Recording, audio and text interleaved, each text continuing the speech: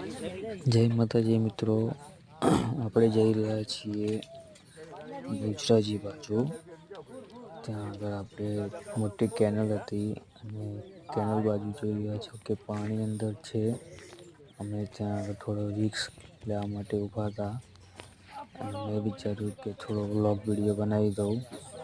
જોઈ રહ્યા છો પાછળ કેનલ છે મોટી બહુચરાજી વાળી. ચેનલને લાઈક, શેર અને સબસ્ક્રાઈબ કરવાનું ભૂલતા નહીં મિત્રો. જય માતાજી.